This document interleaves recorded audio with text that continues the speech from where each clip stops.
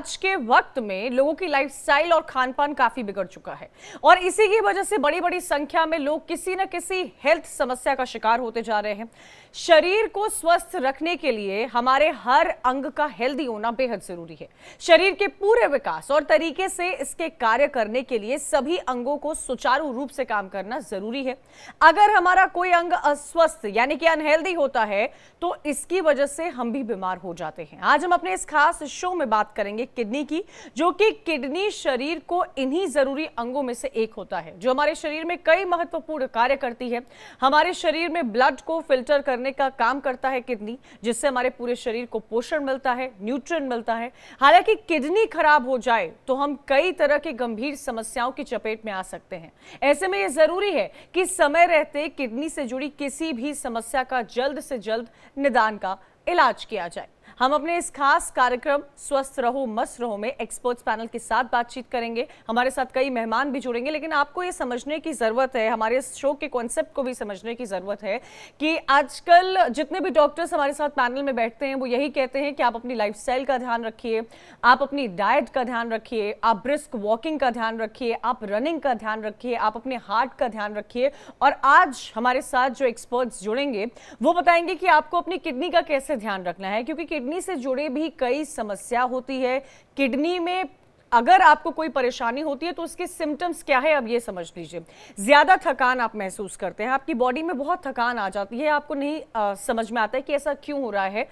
उल्टी की शिकायत भी होती है, वॉमिटिंग होती है, ध्यान केंद्रित करने में परेशानी होती है, यानी कि फोकस करने में, चीजों पर फोकस करने में आपको परेशानी होगी, आप डाइवर्ट होते रहेंगे। साथ ही साथ टखनों के पास आपको स्वेलिंग महसूस होगी, बार बार यूरिनेशन की भी वजह से आपको परेशानी हो सकती है। सूखी त्वचा, आपकी स्किन में भी ये सिम्टम्स दिखने लगेंगे और जो खाना आप खाते हैं उसका टेस्ट आपको अजीब लगने लगेगा, तो जिससे आपकी डाइट पर असर होगा। ये बॉडी वो साइंस है, जब हर डिजीज कोई भी आपको हो बॉडी आपको साइन देता है, उस साइन को पहचानने की जरूरत है, लापरवाही नहीं करने की जरूरत है, समय रहते डॉक्टर को विजिट कराने की जरूरत है, एनुअल स्क्रीनिंग की जरूरत है, ब्लड टेस्ट की जरूरत है। ये वो तमाम चीजें हैं जो आपको करनी चाहिए, सुचारू रूप से करनी चाहिए। जैसे कहा जाता है, कई बार हमारे शो में डॉक्टर्स रहते हैं वो ये कहते हैं कि ब्रिस्क वॉक करना कितना जरूरी है, खाने के बाद पानी पीना से क्या हम चीजें हो सकती हैं आपकी बॉडी से रिलेटेड। किडनी क्योंकि ब्लड को प्योरीफाई करने में बहुत अहम भूमिका निभाता है, तो आज किडनी पे हम डिस्कस करेंगे। अमूमन हमें जनरली जो लोग टेस्ट पर नहीं जाते हैं या जो एनुअल स्क्रीनिंग नहीं कराते हैं उनके लिए बेहद जानना जरूरी है कि अगर आपकी बॉडी में आपकी किडनी सही से फंक्शन नहीं कर रही है तो उसका सिम्टम क्या होता है। बॉडी साइंस देने लगती है, चाहे आपको कोई भी डिजीज हो उसके साइन आपको मिलते हैं। किडनी के सिम्टम्स हम आपको बता रहे हैं, बार बार आपको यूरिनेशन की प्रॉब्लम होगी, जो आप खाना खा रहे हैं उसका टेस्ट में आपको डिफरेंस साफ तौर पर महसूस होगा। साथ ही आपको ये भी इंफॉर्मेशन दे दूं कि स्किन, आप अपनी स्किन जो अगर आपकी नॉर्मल स्किन है या अगर आपकी ऑयली स्किन है तो वो ड्राई स्किन की ओर बढ़ती हुई नजर आएगी। ये वो तमाम चीजें हैं जो आपको हेल्प करेंगी। फोकस, कहा जाता है कि जब भी हम कोई काम करते हैं सुबह से लेकर रात तक, अमूमन रात में आपको थकान महसूस होती है, लेकिन सुबह जब आप उठते हैं आपकी पूरे दिनचर्या स्टार्ट होती है तो आपको फोकस करने में दिक्कत होती है। इन्हीं सभी समस्याओं को समझने की कोशिश करेंगे। हर डिपार्टमेंट से, हर फील्ड से डॉक्टर्स हमारे साथ जुड़ रहे हैं। डॉक्टर पंकज यादव हैं, आयुर्वेदिक चिकित्सक हैं। स्वागत है डॉक्टर पंकज आपका। डॉक्टर पंकज, मैं आपसे ये समझना चाहूंगी कि आयुर्वेदा के हिसाब से अगर किसी को कोई किडनी से जुड़ी समस्या है तो उसका इलाज क्या होता है, क्या कहता है उसका इलाज? जी, हम लोग सबसे पहले उनको उनके खान पान को सुधारने की कोशिश करते हैं। ये चीजें बताते हैं कि क्या चीजें लेनी है क्या नहीं लेनी है। तो आहार विहार मुख्य है इसमें। और ट्रीटमेंट के लिए हम लोग उनको पहले शोथाग्न दवाइयाँ देते हैं, जैसे पुनर्नवा, गोखरू, रीत की, गिलोय, काशनी, इस तरह की औषधियाँ आयुर्वेद में देते हैं जो क्रेटिनिन लेवल को कम करती है, एल्बुमिन को कम करती है, हीमोग्लोबिन को प्रॉपर रखती है। डॉक्टर पंकज, ये तो आपने तमाम मेडिसिन बताई है जिस तरह से आप लोग ट्रीट करते हैं। मैं ये भी आपसे जानना चाहती हूँ, क्योंकि कई पेशेंट्स आपके पास आते होंगे जिनको ये पता ही नहीं होता होगा कि उनको किडनी से जुड़ी कोई समस्या है, तो पेशेंट को या सिम्टम्स क्या होते हैं जिनको देखकर जी जी, क्या लक्षण होते हैं ऐसे? पेशेंट को पेडल एडिमा, पैरों पे सूजन आनी शुरू होती है सबसे पहले। किडनी के पेशेंट को चूंकि प्रोटीन जाने लगता है और उसको पैरों में सोत हो जाता है, जो एडिमा है, आयुर्वेद में सोत कहते हैं, और चेहरे पे सूजने लगती है, हीमोग्लोबिन गिरने लगता है, चलने पे सांस फूलती है। और सबसे पहले जो सोच वाला है ना, एडिमा का जो सिम्टम है, वो सबसे पहले आता है। ओके, अच्छा डॉक्टर पंकज, कई लोगों में जैसे गॉल ब्लैडर में स्टोन होना कॉमन कहा जाता है, लेकिन कई केसेस ऑफ लेट ऐसे भी आ रहे हैं जहां किडनी में स्टोन होता है। उन लोगों के लिए क्या सॉल्यूशन होना चाहिए? वाटर इनटेक कैसा होना चाहिए? उसका इलाज किस तरह होना चाहिए? और इस बात को भी करेक्ट कीजिएगा, मेरी जानकारी को भी दुरुस्त कीजिएगा यहाँ पर, कि क्या पेन किलर्स लेने से किडनी अफेक्ट होती है? हाँ बिल्कुल, बहुत बड़ा कारण है पेन किलर, किडनी फेलियर का बहुत बड़ा कारण है। बल्कि मेजर प्रॉब्लम यही है, जो कि पेन किलर और एंटीबायोटिक का लेना बिना किसी डॉक्टर के और अंधाधुंध लेना, बहुत लंबे समय तक लेना, ये किडनी फेलियर का सबसे बड़ा कारण है। नहीं डॉक्टर पंकज, क्योंकि देखिए अमूमन घरों में तो लोगों के घरों में फर्स्ट एड किट में पेन किलर्स होने रखा है। कई तरह के पेन किलर्स आते हैं। फीवर में लोग अपने आप मेडिसिन ले लेते हैं। कई ऐसी जो इवन जी मैंने जी तो ये भी देखा है जिनको वायरल होता है वो भी डॉक्टर के पास ना जाकर खुद ही मेडिसिन ले लेते हैं। तो ये लोगों को, जो पेशेंट्स होते हैं, उनको ये जानना कितना ज़रूरी होता है कि अगर आपकी बॉडी में किसी भी तरह का कोई छोटा सा भी फ्लू क्यों नहीं है, आप केमिस्ट से नहीं, आप डॉक्टर को विजिट करिए और प्रिस्क्रिप्शन बेस्ड मेडिसिन का इंटेक कीजिए। राइट डॉक्टर जी जी पंकज? जी, ये लोगों को जागरूक करना बहुत जरूरी है पेन किलर के मामले में। हम लोग अंधाधुंध इस तरह से खाते हैं बिना बताए, और लोगों को पता नहीं होता इसका साइड इफेक्ट क्या है। और बहुत सारे पेशेंट मेरे पास आते हैं जो पेन किलर खा के ही किडनी इनकी खराब हुई हैं, और वो जीवन से हाथ धो बैठते हैं फिर। डॉक्टर पंकज, खान पान में ऐसी क्या चीज़ें हमारी डाइट में इंक्लूड होनी चाहिए जिससे हमारी किडनी हेल्दी रहेगी? खान पान में सबसे पहले तो हम लोग जो इस तरह की चीजें ना लें जो केमिकल जिनमें ज्यादा है। बहुत ऑर्गेनिक चीजें और शुद्ध उसमें बनी हुई चीजों को हम लोग इस्तेमाल करें। कोई भी चीज हो, केमिकल ना हो, कोशिश ये करें कि केमिकल नहीं होना, यानी नेचुरल कि फॉर्म में चीजों को लें। डॉक्टर पंकज, जी जी, नेचुरल या फॉर्म की चीज़ें तो चलिए टीयर 2 सिटीज़, टीयर 3 गांव में मिल जाती होंगी, लेकिन जो जी मेट्रोपॉलिटन सिटीज़ हैं, वहाँ पर जी फ्रोज़न फूड, पैक्ड फूड, इसका कल्चर भी बहुत है। लोगों का लाइफस्टाइल ऐसा है, उनके वर्किंग आवर्स ऐसे हैं कि मजबूरन उनको खाना पड़ता है। ऑर्गेनिक जो लोग जाते हैं उनकी भी ये समस्या रहती है कि ऑर्गेनिक चीज़ें इतनी महंगी मिल रही हैं। तो इसका समाधान क्या है? हाँ बिल्कुल सही कहा आपने। समाधान तो ये पूरा राष्ट्रीय समस्या है, लेकिन ककड़ी, खीरा, मूली और सलाद में हम लोग ज्यादा इस्तेमाल करें। खीरा बहुत अच्छा डायूरेटिक है और किडनी टोनर है।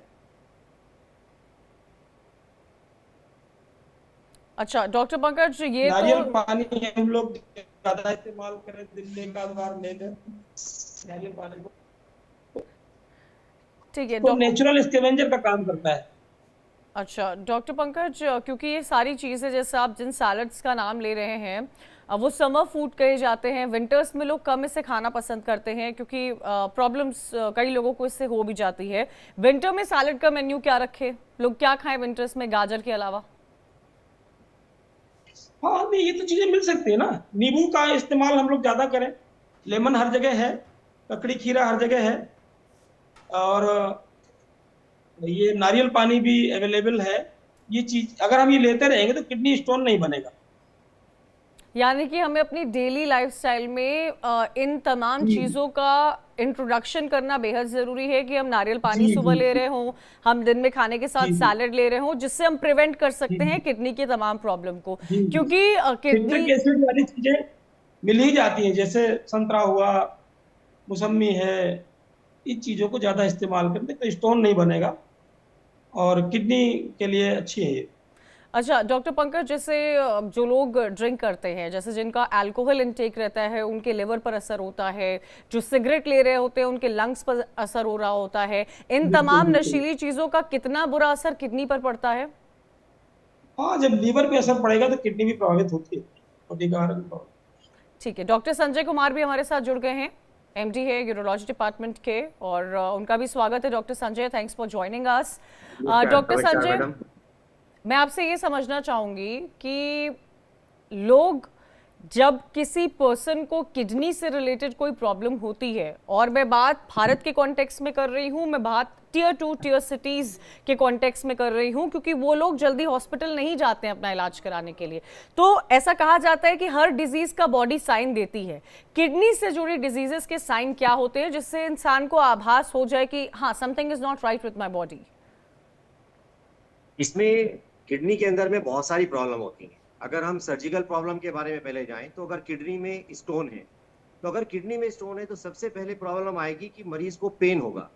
उनको पेन हो सकता है, कभी कभी उनको सडन वॉमिटिंग हो सकती है, कभी कभी उनको लग सकता है गैस बन रही है और पेन हो रहा है। उसके अलावा यूरिन में जलन हो सकती है, यूरिन में ब्लड जा सकता है। कभी कभी उनको लगता है कि पैरों में सूजन आ रही है, कभी कभी लगता है कि हाथों में सूजन आ रही है, कभी कभी चेहरे पे पफीनेस आ सकती है, सूजन आ सकती है। तो इस तरह की कई सारी प्रॉब्लम्स जो सिम्टम्स हैं ये देते हैं। जब कोई क्रॉनिक रीनल फेलियर का पेशेंट हो जाता है जिसमें कि किडनी डैमेज हो जाती है, ऐसे कंडीशन में जब पेशेंट होगा उसको देखने से लगेगा वो बिल्कुल पेल हो गया, मतलब उसके अंदर में ताकत नहीं है, उसके अंदर वीकनेस हो जाती है, उसके चेहरे पे लगता है कि सफेदी आ गई है। लोग देखने वाले ये बताएंगे कि नहीं, ये जो पेशेंट जैसा दिख रहा है, अच्छे से नहीं दिख रहा है। तो सर्जिकल प्रॉब्लम जो मेन किडनी की होती हैं उनमें मेनली उनको पेन, वॉमिटिंग, जलन पेशाब में खून का आना, पेशाब का रुक रुक के आना, पेशाब की दिक्कत आना, पेशाब का अचानक रुक जाना, पेशाब का कम होना या पेशाब का ना ठीक है, होना। ठीक है। डॉक्टर संजय, हमारे साथ एक कॉलर हैं, धर्म सिंह जी छत्तीसगढ़ से जुड़ गए हैं। धर्म जी, आप अपना सवाल पूछिए।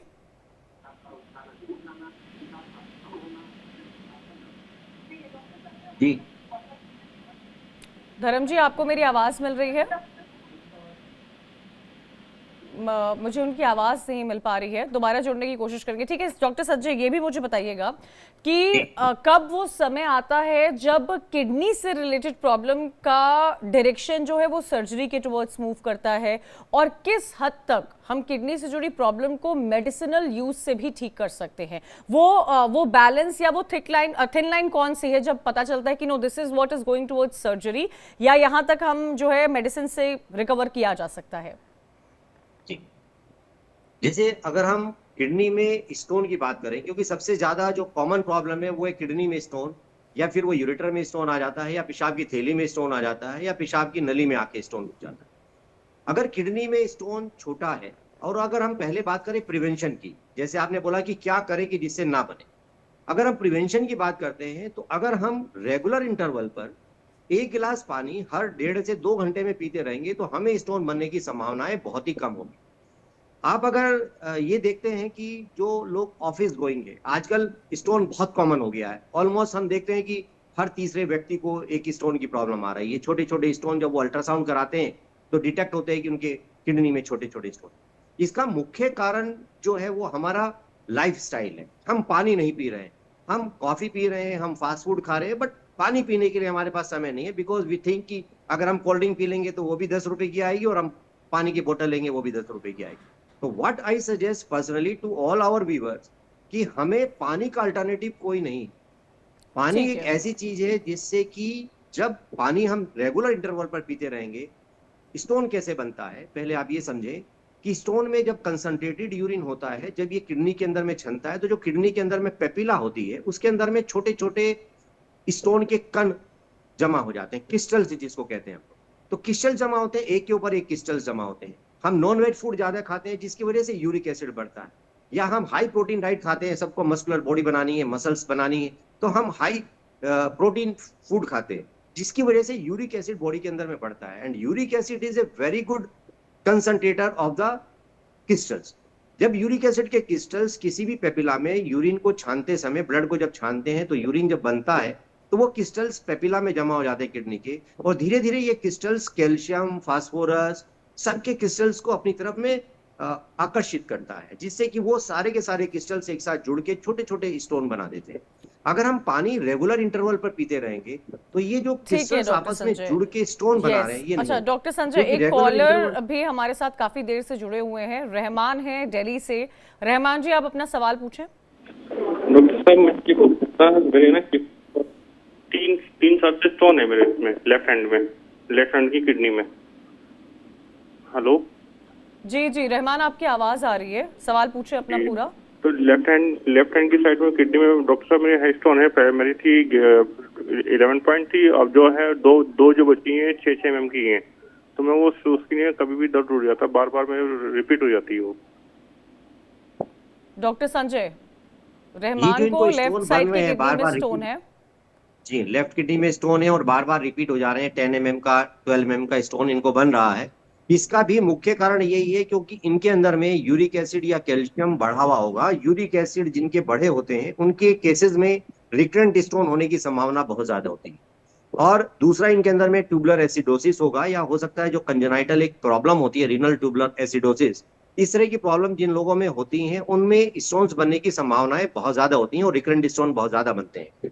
पहले नंबर पे तो इनके जो स्टोन्स बने हुए हैं इसके लिए लिथोडिप्सी इज द बेस्ट ऑप्शन, क्योंकि जिनको रिकरेंट स्टोन बार बार बनते हैं उनको बार बार सर्जरी करना, पीसीएनएल करना या रोट्रोस्कोपी करना या ओपन सर्जरी करना या लेप्रोस्कोपिक सर्जरी करना हम एडवाइस नहीं करते।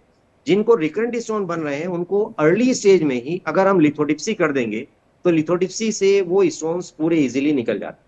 तो ऐसे कंडीशन में इनको लिथोडिप्सी कराना चाहिए और स्टोन फॉर्म ना हो इसके लिए इनको रेगुलर इंटरवल पर पानी पीना चाहिए। 1 गिलास पानी 300 ml अगर ये हर 1 से 1.5 घंटे पर लेंगे तो इनको जो स्टोन फॉर्मेशन की जो प्रॉब्लम्स हैं, रिकरेंट स्टोन फॉर्म हो रहे हैं, वो कम हो जाएंगे। और तीसरी चीज, इनको अपना यूरिक एसिड टेस्ट कराना चाहिए। अगर यूरिक एसिड हाई है तो उसका ट्रीटमेंट ले, यूरिक एसिड को कंट्रोल करना बहुत जरूरी है। ठीक है, थैंक्स रहमान। मैं उम्मीद करती हूँ कि आपको आपके सवाल का जवाब मिला होगा। धर्म जी दोबारा हमारे साथ छत्तीसगढ़ से जुड़ गए हैं। धर्म, आप अपना सवाल पूछिए। जी, 6 mm की पथरी है राइट किडनी में, उसके लिए क्या दवाओं से निकल सकती है? डॉक्टर संजय, 6 mm की इनको राइट साइड किडनी में प्रॉब्लम है, 6 mm का स्टोन है, क्या वो मेडिसिन से निकल सकती है या सर्जरी के लिए उनको जाना चाहिए? इनका सवाल समझ में नहीं आया मैडम। 6 mm का स्टोन इनकी राइट साइड की किडनी में है सर, क्या वो मेडिसिन से सही हो सकता है? कितना बड़ा स्टोन है? कितना बड़ा स्टोन 6 है मैडम? mm। 6 mm स्टोन के लिए सर्जरी की आवश्यकता नहीं है। अगर 6 mm का स्टोन है तो इसको हम लोग अगर रेगुलर इंटरवल पर रेगुलर पानी पिएंगे तो प्रोबेबली ये स्टोन निकल सकता है। और दूसरा, अगर ये यूरिक एसिड अगर इनका हाई है, यूरिक एसिड का स्टोन है, तो यूरिक एसिड के लिए अगर हम ट्रीटमेंट देंगे तो उससे भी ये स्टोन निकल सकता है। अगर ये स्टोन विद ग्रेजुअल अल्ट्रासाउंड और एक्सरे में ये दिखता है कि ये बड़ा हो रहा है, then we can go for the lithotripsy. इसके लिए कोई ओपन सर्जरी की जरूरत नहीं है। बाहर से ही किरणों द्वारा स्टोन को छोटे छोटे पीसेज में तोड़ दिया जाता है और फिर ये आराम से स्टोन निकल जाता है। तो मेरा ये सजेशन रहेगा कि अगर ये स्टोन बार बार बन रहे हैं इनको और ये राइट साइड में स्टोन है 6 mm का, तो इसके लिए कोई ऑपरेशन की जरूरत नहीं है। और इनका जो स्टोन है वो ठीक है, तो मुझे लगता है धर्म जी को भी आंसर मिल गया होगा। थैंक यू धर्म। हमारे साथ एक और कॉलर हैं फरीदाबाद से, मैं उनका भी सवाल लेना चाहूंगी। जी मैडम। फरीदाबाद से कॉलर हमारे साथ जुड़ गए हैं। सर, अपना सवाल पूछिए। संजीव जी, अपना सवाल पूछिए। जी जी डॉक्टर साहब, मेरे को ना लास्ट 5 ईयर से फ्रीक्वेंट यूरिनेशन की प्रॉब्लम है। ऐसा लगता है कि एम्प्टी नहीं हुआ यूरिन करने के बाद भी, और मैंने लास्ट 5 ईयर्स में 5 to 7 अल्ट्रासाउंड भी करवाए हैं और उसमें प्रोस्टेट जो है कभी 20 आया है, कभी 27 आया है। तो मेडिसिन भी मुझे डॉक्टर साहब ने प्रिस्क्राइब की थी, बट उन मेडिसिन से यूरिनेशन फ्लो में या कोई बेनिफिट मुझे नहीं मिला, तो मैंने डिसकंटिन्यू कर दी।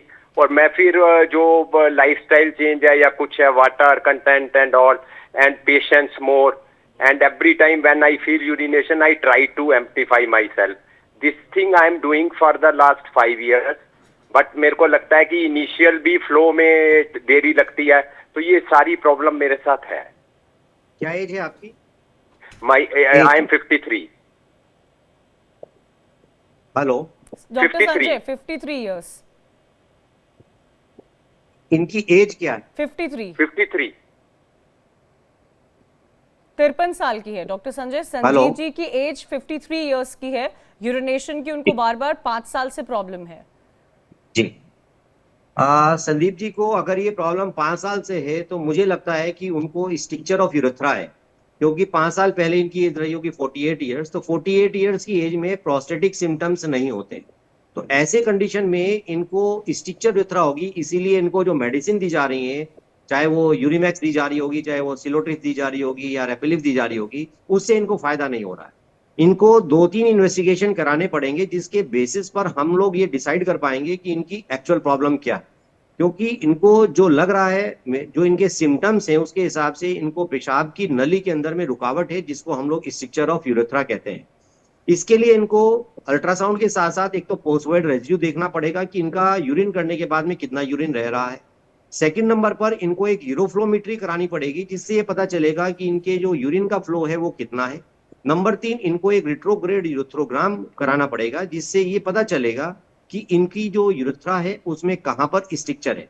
तो ऐसे में जब ये तीनों चीजें ये करा लेंगे तो फिर उससे ये चीज क्लियर हो जाएगी कि इनको क्या प्रॉब्लम है। और मुझे लगता है कि इनको ये स्ट्रक्चर यूरेथ्रा की प्रॉब्लम होगी, और स्ट्रक्चर यूरेथ्रा के लिए कोई मेडिसिन काम नहीं करेगी। स्ट्रक्चर यूरेथ्रा में इनको एंडोस्कोपिकली लेजर से सर्जरी करानी पड़ेगी, जिसमें कि यूरिन के रास्ते दूरबीन डालकर हम लोग लेजर से ऑपरेशन करते हैं, जिससे स्ट्रक्चर को कट कर देते हैं, और उससे कोई ब्लीडिंग, कोई परेशानी नहीं होती, और पेशेंट उसके बाद में एकदम नॉर्मल रहते हैं और they can enjoy their life normally. और जो इनको आज रुकावट आ रही है, रिकरेंट इनको जलन हो रही है, जो पेशाब करने में जोर लगाना पड़ रहा है, जो पेशाब करने में दिक्कत हो रही है, ये सारी प्रॉब्लम इनकी सॉल्व हो जाएगी। एज इनकी क्या है मैडम, और कब से ये प्रॉब्लम इनको हो रही है? सोहन जी, आपकी उम्र? 67 ईयर। 67 इयर्स। 67 ईयर से। मैडम अगर इनकी एज 67 ईयर्स है तो this is a simple problem of prostate with retention of urine. इनको प्रोस्टेट बढ़ा हुआ है, प्रोस्टेट बढ़े होने की वजह से इनकी पेशाब की थैली भरी हुई है। इनको हमेशा ही फील होता होगा कि सुप्राप्यूबिक एरिया में जो नीचे का पेट है वहां पर भारीपन महसूस होता है, और जब ये कहीं पर प्रेशर करते होंगे या नीचे बैठते होंगे तो इनको यूरिन निकल जाता होगा। इसका मतलब है कि इनको जो यूरिन बार बार अपने आप से हो जा रहा है, रात में बिस्तर पे हो जा रहा है, उसका रीजन है कि प्रोस्टेट की वजह से इनका पेशाब इतना ज्यादा रुक गया है, इनको पतली धार आती होगी, बार बार यूरिन जाना पड़ता होगा, और इनका यूरिन करने के बाद में भी इनको लगता होगा कि मेरा पेशाब रह गया।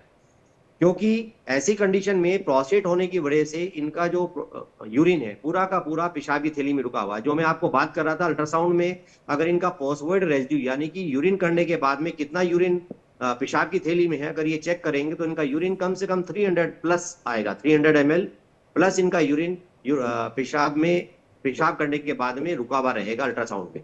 और जब ये यूरोफ्लोमेट्री अपनी कराएंगे तो ये रुकावट आएगी। तो ऐसी कंडीशन में इनको प्रोस्टेट के सिम्टम्स हैं, इनको अपना सीरम पीएसए भी कराना चाहिए। सीरम पीएसए का मतलब होता है कि प्रोस्टेटिक स्पेसिफिक एंटीजन का टेस्ट होता है, जिससे हम लोग कैंसर के बारे में भी पता करते हैं।